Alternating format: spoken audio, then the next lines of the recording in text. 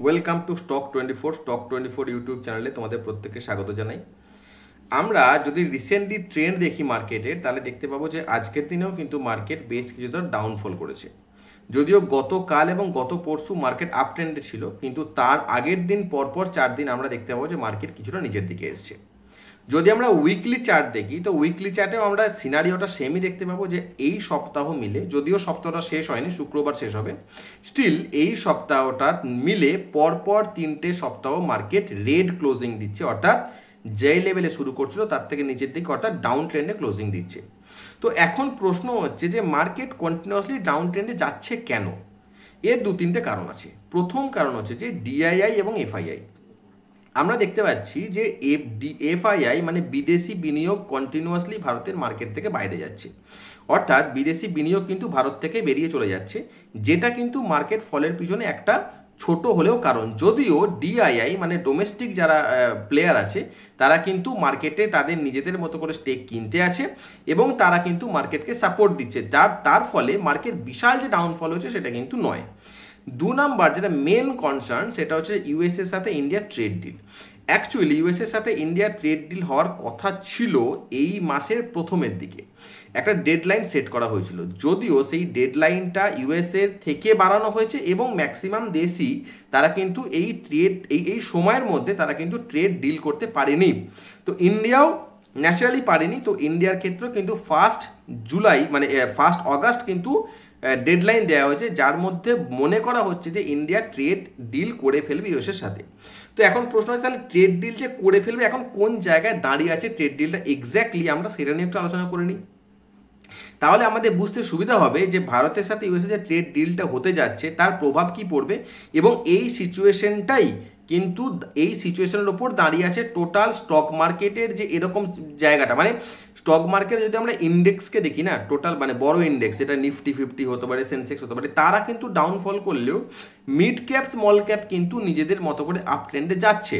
তো এই যে একটা ডাইভার্সিটি চলছে, এটার কারণটা আমাদের এক্সপ্লেন করতে পারবো যদি আমরা ট্রেড ডিলটা সম্পর্কে জানতে পারি। ওকে, তো ট্রেড ডিলটার কথা আজকেই ইউএস প্রেসিডেন্ট একটা বাইট দিয়েছেন। উনি বলেছেন যে ট্রেড ডিল হচ্ছে পাক্কা, মোটামুটি ক্লিয়ার হয়ে গেছে, ট্রেড ডিল হচ্ছে। কিন্তু আটকাচ্ছে কোথায়? মেনলি 2 জায়গায় একটা আটকাচ্ছে। একটা হচ্ছে যে এগ্রিকালচার, একটা হচ্ছে ডিয়ারি প্রোডাক্ট। এগ্রিকালচারের দিক থেকে যদি আমরা দেখি, তাহলে এগ্রিকালচারের মার্কেটকে এবং ডিয়ারি প্রোডাক্টের মার্কেটকে ইউএসএ চাইছে যে ইন্ডিয়ার মার্কেট ইউএসএর জন্য খুলে যাক। এর ফলে ভারতের দুদিক থেকে ক্ষতি। একটা হচ্ছে যে ভারতের জনসংখ্যা মানে মানে প্রত্যেকটা মানুষের হেলথ ইস্যু হতে পারে। তার কারণ হচ্ছে যে ওরা মানে ইউএসএতে জেনেটিক মডিফাইড ক্রপস নিয়ে অনেক কারবার হয়, এবং ওরা যে জিনিসপত্রগুলো আমাদেরকে ইন্ডিয়াতে পাঠাবে বা ওদের যে এগ্রিকালচারাল প্রোডাক্ট, সেগুলো হচ্ছে জেনেটিক মডিফাইড ক্রপ। তো সেগুলোর একটা হেলথের একটা সমস্যা হতে পারে, যে সেটা ভালো কি খারাপ সেটা আমরা যদি না পর্যবেক্ষণ করি বা সেটা যদি না টেস্টিং করি, তাহলে সেটা করা যাবে না, যেটা ইন্ডিয়া সরকার বারবার বাধা দিচ্ছে।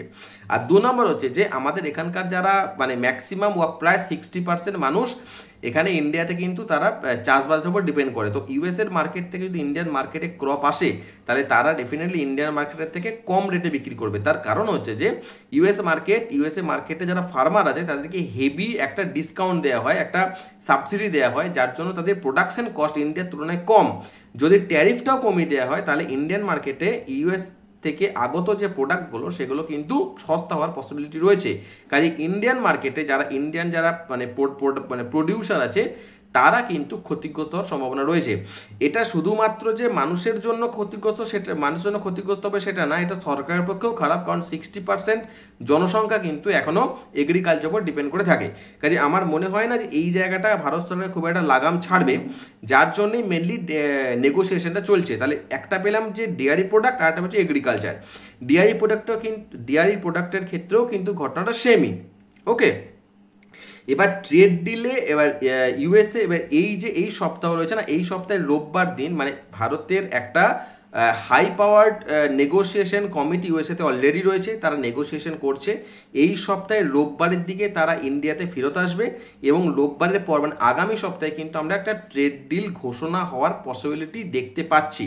কাজেই আগামী সপ্তাহে যেহেতু ট্রেড ডিল ঘোষণা হওয়ার পসিবিলিটি রয়েছে, তার জন্য আমাদের মানুষজন মানে যারা যারা মার্কেটে রয়েছে, তারা চাইছে না যে তাদের লং পজিশন হোল্ড করে রাখতে, কারণ ট্রেড ডিল কেমন হবে তার উপর কিন্তু ডিপেন্ড করছে মার্কেটের পজিশন, আপ ট্রেন্ড কি ডাউন ট্রেন্ড সেটা।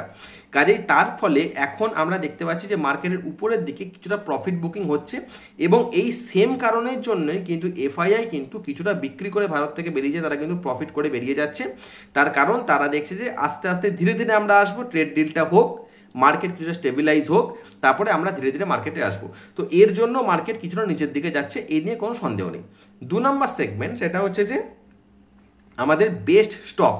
তো এই সেগমেন্টে আসার আগে আমি একটা কথা বলে দিই যে আমরা এই যে ভিডিওটা আছে, এই ভিডিওর ডেসক্রিপশনে আমরা একটা আমার ফেসবুক চ্যানেলের লিঙ্ক দিয়ে দেবো এবং একটা গ্রুপের লিঙ্কও দেবো। যদি তোমাদের পছন্দ হয়, যদি তোমাদের ভালো লাগে, তাহলে তোমরা ডেফিনেটলি গ্রুপটা জয়েন করতে পারো। আর এই যে নিচে দেখো যে নাম্বার দেওয়া রয়েছে, এই নাম্বারে তোমাদের যদি কোনো কোয়ারিজ থাকে, তোমাদের যদি কিছু জিজ্ঞাসা থাকে, সেটা তোমরা এই নাম্বারে ফোন করে বা তোমরা হোয়াটসঅ্যাপ করে আমাকে জিজ্ঞাসা করতে পারো। বেটার হয় হোয়াটসঅ্যাপ করে, কারণ অফিসে থাকবো তো হয়তো ফোন রিসিভ করতে পারবো না। ওকে, তো এবার আমি আসি যে কোন কোন স্টক আছে, যে স্টকগুলোকে আমরা এই সপ্তাহের জন্য বা আগামী এক সপ্তাহ 2 সপ্তাহের জন্য আমরা আমাদের ওয়াচ লিস্টে রাখতে পারি। প্রথম হচ্ছে যে পিরামল এন্টারপ্রাইজ। ঠিক আছে, পিরামল এন্টারপ্রাইজে উইকলি চার্টে আমরা একটা দুর্দান্ত মোমেন্টাম দেখছি। উইকলি চার্টে আমরা দেখছি একটা বড় সড়ো গ্যাপ ডাউন ওপেন হয়েছিল বহুদিন আগে, সেই গ্যাপ ডাউন গ্যাপটাই কিন্তু ফিল করতে যাচ্ছে। এর মাঝে কিন্তু কোনো অ্যাজ সাচ কিন্তু বাধা বিপত্তি নেই, মানে রেজিস্ট্যান্স নেই। কাজেই এই পিরামল এন্টারপ্রাইজের যে আপার মোমেন্টামটা রয়েছে, সেই মোমেন্টামটা যদি আমরা ধরতে পারি, তাহলে কিন্তু আমরা একটা বড় পরিমাণে প্রফিটের মুখ দেখতে পারবো। ওকে, 2 নম্বর হচ্ছে যে 80 ইন্ডিয়ান গ্লাস। ঠিক আছে, 80 ইন্ডিয়ান গ্লাসে অল টাইম হাইকে জাস্ট ব্রেক করে উপরে দিয়ে গেছে এবং with great volume. All time হাইকে ব্রেক করছে উইথ ভলিউম, এটা কিন্তু একটা ইন্ডিকেশন দেয় যে এ উপরের দিকে যাওয়ার পসিবিলিটি রয়েছে। ঠিক আছে, আরএসআই যদি আমরা দেখি, আমি আরএসআই মানে আরএসআই এর ভ্যালু বলছি না, আরএসআই এর মুভিং অ্যাভারেজ বলছি, যেটা ওয়েটেড মুভিং অ্যাভারেজ, যেটা 63+, যেটা কিন্তু যথেষ্ট ভালো সাইন। আমি যে সেটআপে কাজ করি, সেই সেটআপে যদি আরএসআই আপার ব্যান্ডকে যদি আপার মোমেন্টাম যদি এভাবে ক্রস আউট করে, প্রায় 30 ডিগ্রি অ্যাঙ্গেল যদি ক্রস আউট করে, ঠিক আছে, সেক্ষেত্রে কিন্তু একটা স্ট্রং মোমেন্টামকে ইন্ডিকেট করে। সেটা কিন্তু আমি আসিয়ান ইন্ডিয়া গ্লাস কিন্তু আমি দেখতে পাচ্ছি।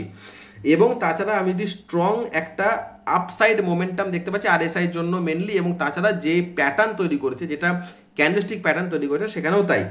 এর পরে স্টক হচ্ছে এলটি ফুড। এলটি ফুডের ক্ষেত্রে আমরা তাই দেখতে পাবো যে অল টাইম হাইকে ব্রেক করেছে উইথ ভলিউম, যেটা আমার মেনলি যেভাবে আমি স্টকটাকে মানে ফিল্টার আউট করি। RSI 61+, definitely RSI moving average 61+। Weekly ক্যান্ডেলে ভলিউম এবং আরএসআই দুটোই সাপোর্ট করছে যে এটা উপরের দিকে যাওয়ার মতো পসিবিলিটি রয়েছে। পরের স্টকের ইউপিএল এই স্টকটায় কিন্তু আমি একটু ডাউনগ্রেড করছি, কারণ অতটা মোমেন্টামের এক্সপেকটেশন নেই, বাট স্টিল এখানে ডেলি ক্যান্ডেলে যথেষ্ট ভালো ভলিউম আছে। যদি উইকলি ক্যান্ডেলে ভলিউম কিন্তু মোটামুটি শো, যদিও ডেলি ক্যান্ডেলে কিন্তু আজকে বিশাল ভালো ভলিউম তৈরি করেছে, এবং একটা বড় ক্যান্ডেল প্রাইসের মোমেন্টামও বেশি, ভলিউম মোমেন্টামও বেশি। ওকে, এছাড়া আমি উইকলি ক্যান্ডেলে দেখি, তাহলে আমরা কিন্তু একটা রেড ক্যান্ডেলে পরে একটা বড় গ্রিন ক্যান্ডেল দেখতে পাবো, প্রায় এনগালফিং।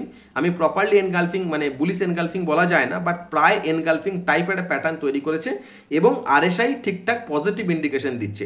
কাজে ইউপিএল এর ক্ষেত্রে কিন্তু একটা আপসাইড মোমেন্টাম দেওয়ার পসিবিলিটি রয়েছে, যদিও ওটা পিরামল বা এই এলটি ফুড বা এদের মতো এতটা হাই না, বাট পসিবিলিটি কিন্তু রয়েছে। ওকে, তো আমি শেষ করার আগে একটা কথা বলে দিতে চাই যে যারা আজকে ভিডিওটা দেখছো, তারা একটা কথা দেখে নেবে যে সোমবার দিনে যে প্রাইস ছিল, ঠিক আছে, এইচডিএফসি এএমসি, আচ্ছা Ramco cement, Nippon India AMC, এই যে 3টে স্টকের কথা বলছি, সোমবার দিনে যা প্রাইস ছিল তার তুলনায় আজকের দিনে প্রাইস কতটা আপরাইজ হয়েছে। ঠিক আছে, এই যে 3টে স্টক বললাম, এই 3টে স্টকে কিন্তু সোমবার দিন আমরা আমাদের যারা গ্রুপ আছে, গ্রুপে আমি শেয়ার করেছিলাম, তো তোমরা বুঝতে পারবে যে কতটা আপসাইড দিয়েছে। কাজেই আমি এটাও বলে রাখি যে আমি কিন্তু 10-12টা স্টক আমি বলিনি ওখানে গ্রুপে, আমি এই 3টে স্টকের কথাই বলেছিলাম।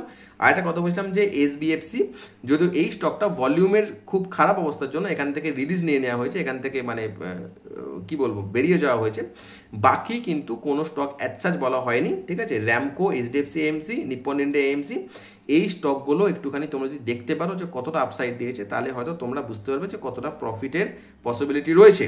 ওকে, তো আজকের মতো ভিডিও পর্যন্তই থাক, চলো পরের দিন আবার দেখা হচ্ছে তোমাদের সাথে।